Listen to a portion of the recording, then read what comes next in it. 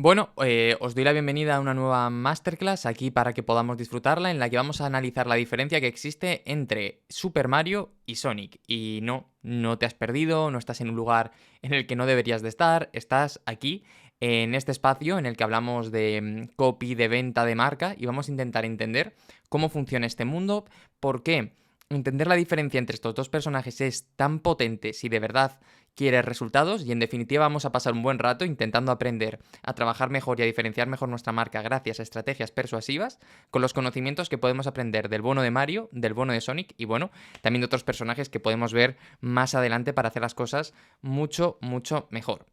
¿Vale? En esta clase me he permitido no tener los focos puestos porque hace muchísimo calor y tampoco quiero acabar mareando mucho. Tengo aquí un cafetín fresquito para ir tomándomelo mientras hablamos, para tal, y también tengo agua, o sea que lo tengo todo preparado porque esta clase va a ser tranquila, va a ser larga, va a ser potente, espero, y sobre todo espero que la disfrutes y que mientras estamos aquí empezando voy a poner el móvil en modo avión, no vaya a ser, ¿sabes? Que nos llevemos una sorpresa, que alguien llame y la liemos. Así que nada, vamos a conocer para empezar la gran diferencia entre el bono de Super Mario y el bono de Sonic. Aunque me encantaría saber una cosa, de quién eres tú, es decir, ¿tú eres más de Mario, tú eres más de Sonic? Déjamelo por ahí en los comentarios porque seguro, seguro, seguro que podemos tener un debate súper chulo. Entre tú y yo soy más de Mario, de toda la vida, siempre he sido más de Nintendo, así que vamos al lío.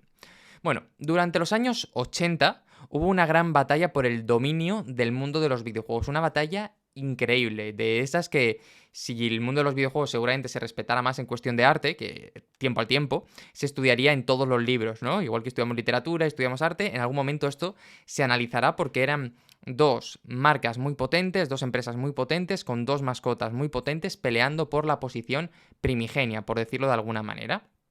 Era una industria en auge, el mundo de los videojuegos, que estaba dando muchísimo, pero no os podéis imaginar cuánto dinero. Hoy en día da, evidentemente, mucho, mucho más, pero en aquel momento era la novedad, la gallina de los huevos de oro. Y claro, aquí tonto el último, ¿no? Todo el mundo quería subirse al carro, todas las empresas que estaban posicionadas querían parte del pastel, y hombre, pues todo el mundo luchaba, intentaba tenerlo, pues como seríamos cualquiera de nosotros, ¿no? En este proceso. ¿Y qué fue lo que sucedió? Pues bueno, que lo que decíamos, ¿no? Que querían su parte del pastel, como aquí nuestro buen amigo Kirby quiere enseñarnos. Y es que la circunstancia era que desde el año 85 Nintendo se estaba forrando, pero a unos niveles escandalosos. Lo que pasa es que Nintendo se ha forrado muchas veces, ¿no? Siempre Nintendo tiene como una consola buena, una consola mala. Un momento de forrarse, un momento de apretar los dientes, ¿no? Pero en ese momento estaba en la época buena y gracias sobre todo a su personaje Super Mario se estaba haciendo de oro. Estaba diferenciándose muchísimo, estaba posicionándose un montón.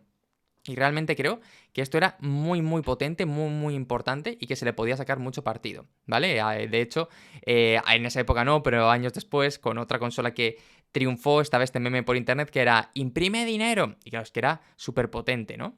Así que nada, Sega, que era el principal competidor de Nintendo, evidentemente estaba que trinaba, no estaba nada contento. Ver cómo tu competidor te pasa por la derecha y que prácticamente no puedes hacer nada para evitarlo, pues no sé tú, pero a mí por lo menos supongo que me molestaría un montón y que me tendría en tensión. Así que, sabiendo que gran parte del éxito de Nintendo era por la mascota que habían lanzado, que era Super Mario, Sega pensó, bueno, pues de la misma manera que a Nintendo le funciona Super Mario, a nosotros nos puede funcionar también buscar un personaje nuestro propio que nos ayude a posicionarnos en el mercado. Pero claro, no bastaba con hacer un personaje más, debían de encontrar algo que fuera diferente, debían de encontrar algo que fuera único, que fuera especial, que fuera distinto. Y bueno, así fue como nació Sonic el Erizo. Sonic the Hedgehog, o como se diga en inglés, ¿no? Que es uno de esos personajes también más icónicos de la historia del videojuego. Para mí también es uno que me encanta, creo que tiene una personalidad increíble. De hecho, puede ser que si en el momento en el que hubieran nacido y hubiera estado por ahí, seguramente de chaval me hubiera decantado por Sonic, pero como lo pillé en una época donde Mario ya aplastaba, por decirlo de alguna manera, a Sonic, pues no tuve ese dilema, ¿no? Pero en esa época tuvo que ser una batalla tremenda, tremenda, tremenda. De hecho, déjame aquí abajo, ¿de quién eras tú? ¿De cuál es el que a ti más te gusta? ¿Cuál es el que te parece más chulo? También ahora desde tu punto de vista.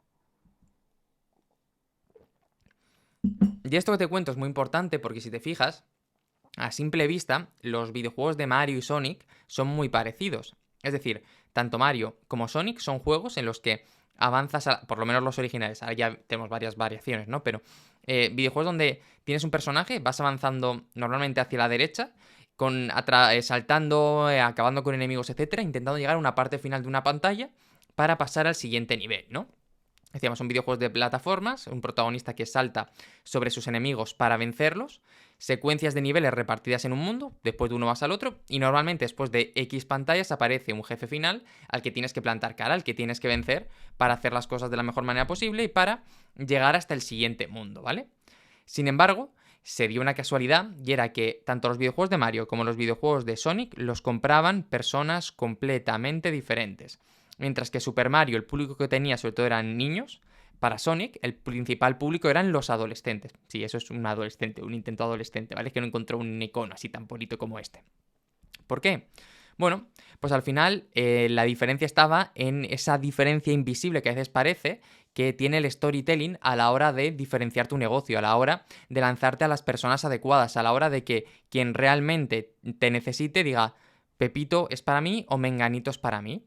Porque fíjate que videojuegos de plataformas como Sonic y Mario hay un montón. Está Kirby, que también avanza hacia la derecha. Está Rayman, que esto a mí me encanta, por cierto, también, que también es avanzar hacia la derecha. Está Mega Man, que también avanza hacia la derecha. Esto es Nintendo, esto es Ubisoft y esto es Capcom, si no me equivoco, diferentes marcas intentando posicionar su mismo videojuego.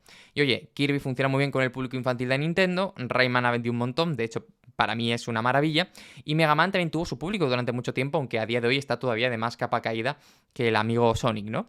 Pero bueno, que te decía, todos estos videojuegos son exactamente iguales. La mecánica principal es el salto, alguno tiene alguna diferencia, pero es la principal. Avanzas de izquierda a derecha, surgen pequeños enemigos cada vez más poderosos, desarrollas poderes cada vez más potentes y los jefes finales te van a poner cada vez más a prueba, pero a grandes rasgos son iguales. Entonces, la pregunta es, si tan parecidos son, ¿por qué Super Mario vende más que todos los demás? ¿Por qué el público es diferente para cada uno de ellos, ¿no? Entonces, la respuesta la vamos a encontrar en esta masterclass para que la puedas tener por aquí, ¿vale? Y sobre todo vamos a ver cómo todo este aprendizaje te lo puedes llevar también para alinearlo con tu marca personal, para diferenciarte, para posicionarte y para utilizar la narrativa y el poder del storytelling persuasivo para decir, aquí estoy yo, aquí está mi propuesta, hacedme caso porque lo que voy a contar es realmente importante, ¿vale? Pero antes, antes de hacer todo esto, es necesario que conozcas a una persona realmente importante. Y para ello quiero presentarte al bueno de Joseph Campbell, ¿vale?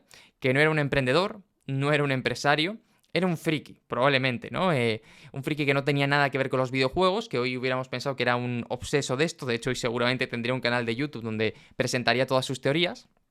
Pero básicamente era un estudioso de la narrativa, de los mitos, de las historias y sobre todo de la manera en la que estaban compuestos, lo que había detrás de ellos, la manera que había de afrontarlos, de utilizarlos bien, de hacer un buen trabajo. Voy a dar un traguito al café para poder seguir hacia adelante. Como te decía, fue un gran estudioso de las historias, ¿vale? Estudió la Biblia, el Corán y otros libros sagrados, estudió la esencia de todas las religiones y también de los mitos romanos, griegos, egipcios y bueno, todo lo que caía un poco en sus manos, ¿vale? Y llegó así a dos conclusiones. La conclusión número uno es que la base del éxito, por llamarlo de alguna manera, de la penetración en la vida de las personas de todas estas historias de todos estos mitos, de todas estas religiones, de todas estas creencias eran las historias y luego que todas las historias eran exactamente iguales, es decir, que Biblia, Corán, el libro de los judíos, los mitos griegos, romanos, eran todos exactamente iguales. Y ese fue el gran secreto que nos dejó hasta nosotros, ¿no?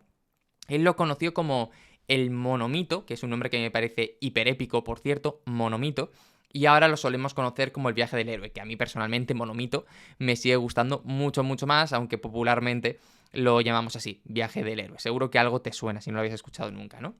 Que por cierto, si quieres profundizar en todo esto, lo publicó todo en un libro que se llama El héroe de las mil caras, el psicoanálisis del mito, y es un poco pesado el libro, la verdad, no te voy a mentir, es denso como el solo, pero creo que si te dedicas a contar historias y la narrativa para ti es importante en el día a día, sinceramente creo que es uno de esos libros que sí o sí hay que leer, ¿no? Y otro que te recomendaría, que estamos por aquí, es el guión de Magni, que es otra cosa que es otro libro que es impresionante y que creo que también todos deberíamos de leer los que estamos en este negocio, ¿vale?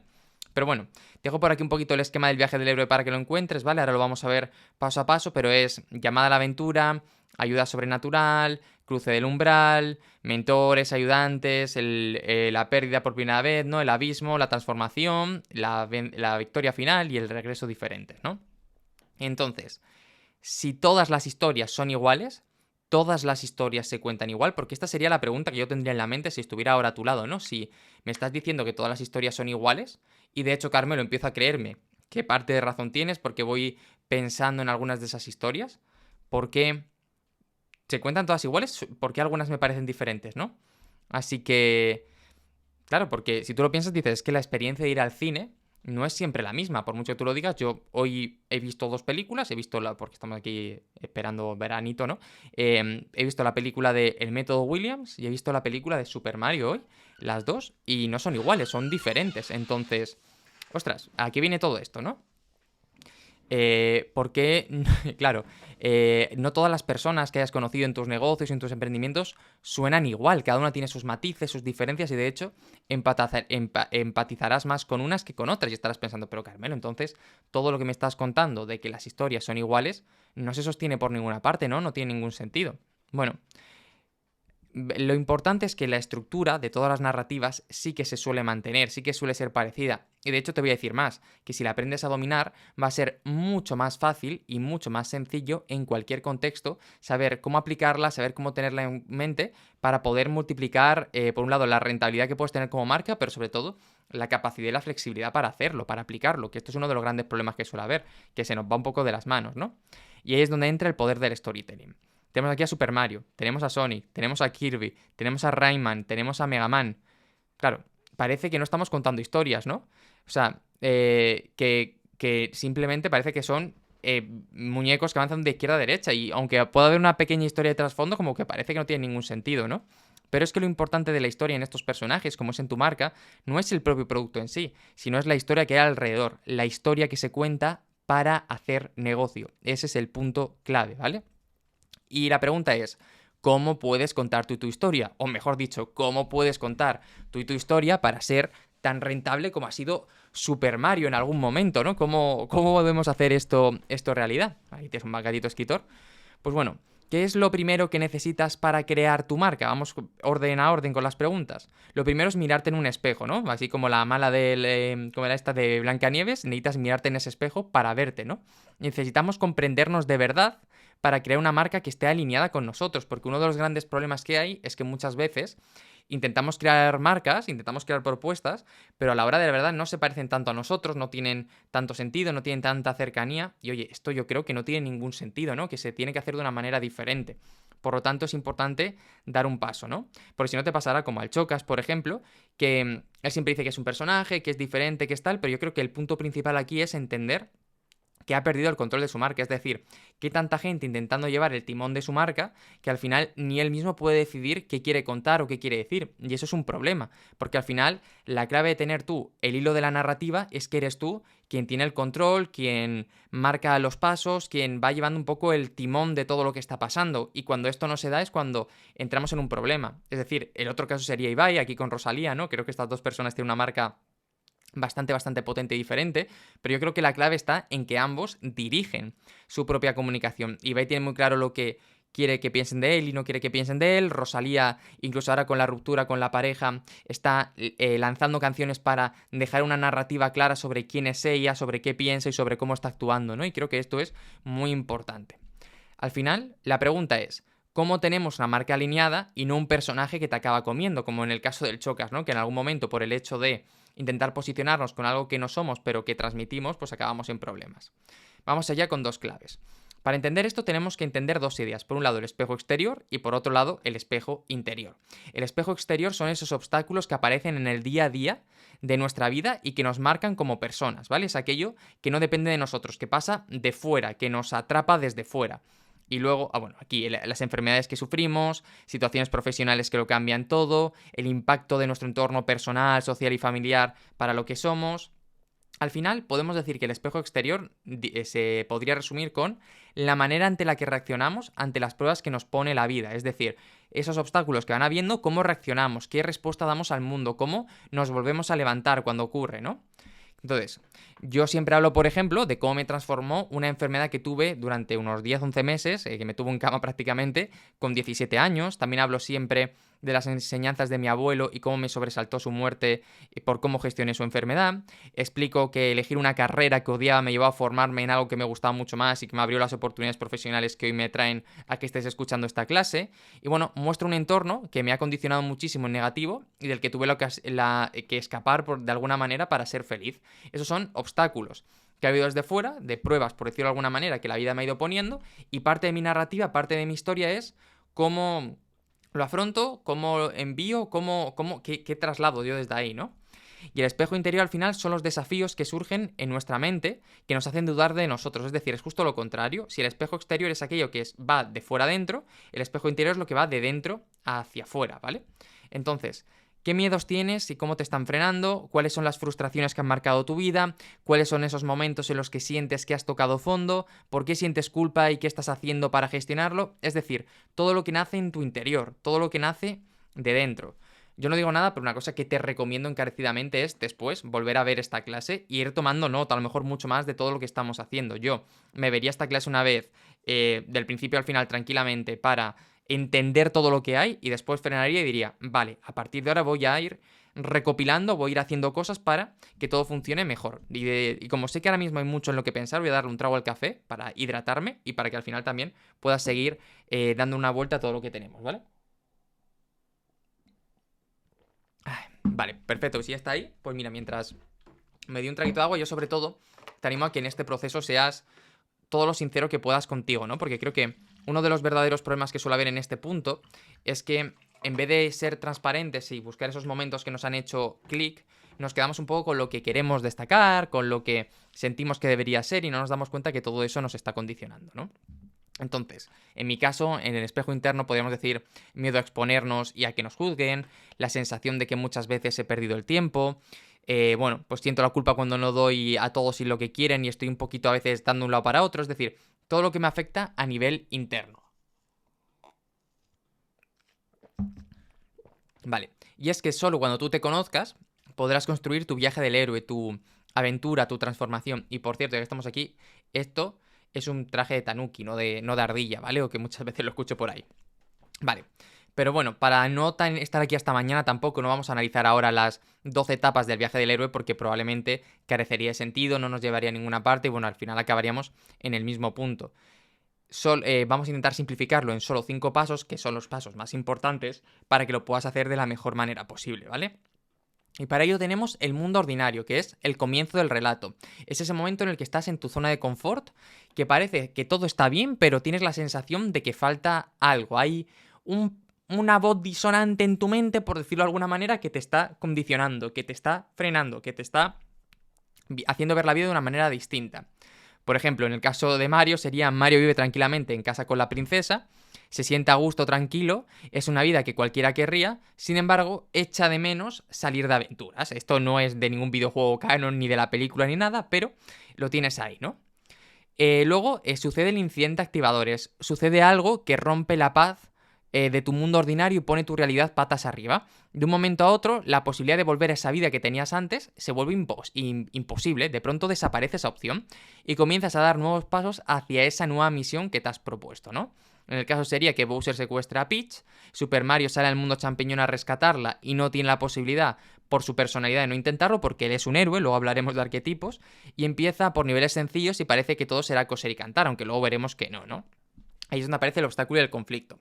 Aunque parece que todo iba a ser muy fácil, porque, bueno, pues porque has superado las primeras fases de manera sencilla, empiezan a aparecer obstáculos que de verdad te hacen apretar los dientes. Esto te hace dudar de ti mismo y pensar que a lo mejor no estás tan preparado para afrontar este reto como alguna vez te has pensado, ¿no? Y necesitas descubrir una transformación para poder superarlo. Hay algo que tiene que cambiar interno en ti para conseguir ese resultado, ¿no? Y es que, bueno, si lo aplicamos al caso del Mario, no es que después de superar los primeros niveles con la gorra, llega un momento donde te matan una y otra vez y piensas, es que no voy a ser nunca capaz de superar esta pantalla, ¿no? Todos hemos llegado a ese nivel en alguna ocasión. Entonces, claro, después de quedar derrotados una y otra vez, nos damos cuenta de que necesitamos esa evolución. El hecho de tocar fondo nos hace buscar esa luz, ¿no? Encontrar nuestro propio camino. Y gracias a esa transformación que conseguimos, estamos preparados para una prueba final. Bueno, aquí tienes unas cuantas transformaciones de Mario, ¿vale? Por hacerlo ahí divertido. Y es que, después de que le venzan una y otra vez, busca la transformación que te permita superar el nivel en el que estás atrapado. Pues vas aprendiendo, vas evolucionando como jugador, ¿no? Y por último tenemos el punto de objetivo conseguido. Después de todos los obstáculos que has tenido, has conseguido alcanzar tus objetivos. Parecía difícil, pero te has dado cuenta de que puedes dar mucho más de ti de lo que esperabas, y eso es lo que te estás proponiendo. Mario salva a la princesa, entiende que todavía está en forma para vivir aventuras, y se siente como si fuera con la estrella puesta todo el día, ¿no? La típica estrella del Mario. Entonces, una vez tenemos esto claro, que tenemos las 5 fases principales del viaje del héroe más o menos definidas, la siguiente pregunta es, ¿cómo narices cuento esta historia? ¿Cómo puedo afrontar todo esto que tengo entre manos? Entonces, el primer paso siempre va a ser entender a nuestro cliente o entendernos a nosotros mismos, ¿vale?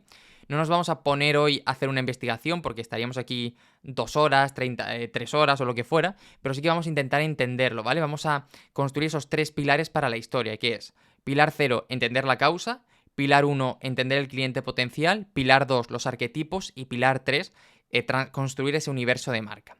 Y para todo ello vamos a ir volviendo a Sonic y Mario, que creo que es la forma más dinámica, divertida y entretenida de poder entenderlo, y ante todo creo que es un camino, una propuesta que lo cambia un poquito todo, ¿no? Así que por un lado tenemos a Super Mario y por otro lado tenemos a Sonic, ¿vale? Cuando Sega creó a Sonic, se planteó el siguiente razonamiento. Vale, la mayoría de los jugadores de Super Mario eran niños pequeños.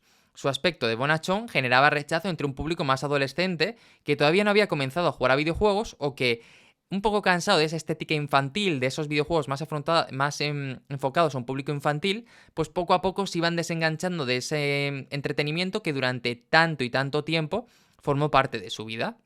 Así que Sega lo que quería era atrapar a ese público, no a ese público adolescente que no había jugado nunca o a ese público adolescente que se había desenganchado de esta máquina de hacer dinero, ¿vale?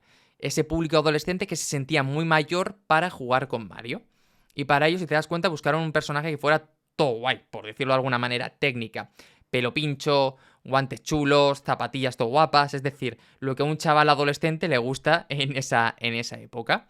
Y es que si lo piensas, Sonic está diseñado para molar, mientras que Super Mario está diseñado para gustar a los niños y también para que los padres no vean en él ningún tipo de amenaza, ¿no? Entonces, si pensamos en Mario, la causa que le mueve es salvar a la princesa, el cliente potencial son los niños, su arquetipo, que luego lo veremos, es el de héroe y el universo de marca que tiene es el mundo champiñón. Y si ahora nos vamos a Sonic, la causa es vencer al Dr. Eggman, que para quien no se acuerde es el malo malísimo, el cliente potencial son los adolescentes, el arquetipo es el rebelde que no se conforma con cómo está el mundo, y su universo de marca es Mobius, que yo también he tenido que buscarlo, ¿vale? Porque no sabía cuál era. Entonces, ahora que más o menos lo tenemos diseñado con Sonic y con Mario, vamos a ver cómo lo podemos hacer contigo, vamos a ver cómo lo podemos trabajar, ¿vale? Entonces, el paso número 0 sería encontrar tu causa, ¿vale? Entonces, ¿cuál es tu causa? ¿Sería la parte emocional de tu mensaje? ¿Sería el legado que quieres dejar con tu trabajo? Que esto es muy importante, ¿no? Porque algo que yo digo mucho es que uno de los grandes problemas que tenemos a día de hoy es que parece o da la sensación de que estamos empeñadísimos siempre, siempre, siempre en que de alguna manera solo miremos a corto plazo con nuestros negocios digitales, ¿no? Con nuestras marcas personales digitales. Y esto es un error. Toda la vida se ha construido negocios para dejar algo a la gente que viene después. Entonces, creo que deberíamos de recuperar esa idea y ver qué legado queremos dejar a las personas que están después, ¿no? Eso es un motivo para inspirar a otras personas y que se sumen a nuestros proyectos, después de todo, ¿no? Entonces, ¿cuál es la clave aquí? Que tu historia, tu narrativa, tu storytelling te va a posicionar en la mente de tu cliente. Entonces, paso número 1. ¿Qué busca tu cliente? Puede ser llenar su ego, ¿vale? Es decir, respeto, fama, exclusividad, sentirse importante. Bueno, pues si es lo que buscan, vamos a ofrecérselo, ¿no? De alguna manera, que con nuestro mensaje de marca esto quede claro. Otro puede ser Benjamin Button, es decir, sentirse más joven, mejorar su salud para vivir un poco más, verse más guapos delante del espejo. Esto es otro objetivo que puede tener, ¿no? Todos esos cremas rejuvenecedoras, por ejemplo, están aquí. También puede ser el carpe diem, el de ser más libre, el de disfrutar más de la vida, el de saborear hasta el final cada momento que tengamos, pues también forma parte de nuestra comunicación. El de anatomía de Grey, que es tener menos dolor, sensación de liberación, quitarse una mala sensación de encima, pues también puede ser uno de los objetivos que tenga nuestro cliente y tenemos que dejárselo claro. También están los de la duda existencial, que son aquellos que buscan una sensación de pertenencia a algo más grande que ellos mismos. Aquí, por ejemplo, estarían los equipos de fútbol. También tenemos la del tío Girito, que es ganar más dinero, ahorrar más dinero y bueno, al final es ganar más en menos tiempo, ¿no? Por decirlo de alguna manera. También tenemos el del bar y los dardos, que es aquellos que buscan resultados concretos y no se van a conformar con ningún objetivo que no esté ahí. También tenemos el del cártel de la droga, que es aquel que busca venganza, que siente que le han engañado, que le han humillado y lo que quiere es una compensación, pues ahí lo tenemos. El de los fueron felices y comieran perdices, que es todo lo que está relacionado con amor, con relaciones, con sexo, etcétera. Y bueno, pues aquí tenemos estos nueve objetivos, ¿vale? Que no me quiero pasar muy rápido, pero los tienes por ahí también para poder hacerlo. Insisto, yo te recomendaría que después pararas el carro y lo vieras tranquilamente, porque creo que te puede venir muy, muy bien. También tenemos un segundo paso que es definir qué arquetipos existen para poder identificar quién eres tú y cómo vas a comunicar. Porque esa causa que quieres transmitir, que hemos estado diciendo antes, se puede transmitir desde diferentes maneras de hacerlo. Y aquí es donde entra todo el tema del arquetipo de la marca, ¿vale? Tenemos otra masterclass de arquetipos, ¿vale? Porque la puedes ver si quieres. Pero bueno, para que te hagas una idea, tenemos gobernantes, héroes, rebeldes, madres inocentes, exploradores, sabios, soñadores, seductores, Joker, creadores y amigos, ¿vale? Entonces, el arquetipo de gobernante son marcas que potencian la característica de liderazgo y siempre van a mirar por encima del hombro y van a intentar destacar ante la firmeza de sus decisiones, ¿vale? Tenemos marcas como Rolex o Mercedes. Quien tiene un Mercedes no es solo porque el coche vaya muy bien, que también es porque cuando le vean quiere que sientan, hostia, qué bien le va la vida a esta persona, por ejemplo, ¿no? Aquí tienes, por ejemplo, un caso de Rolex o un caso de Mercedes. También tenemos el arquetipo de héroe, marcas que buscan a aquellas personas que se arriesgan, que luchan, que tratan de superarse constantemente tanto a ellos como a las personas de alrededor, y es muy común en las marcas deportivas, como Nike, como le da el vaso de agua, como Nike o Adidas, por ejemplo, que si te das cuenta, siempre, siempre, siempre están buscando ese tipo de propuestas en las que quieren que te mejores a ti mismo. ¿Mm? También tenemos los rebeldes, ¿vale? Que son las marcas que no se conforman con lo establecido, que luchan por cambiar la realidad y harán todo lo que esté en su mano para poder hacerlo. Tenemos el Black Lives Matter, tenemos a Greenpeace, por ejemplo, que siempre están luchando. Este anuncio, por ejemplo, a mí me parece que es la bomba.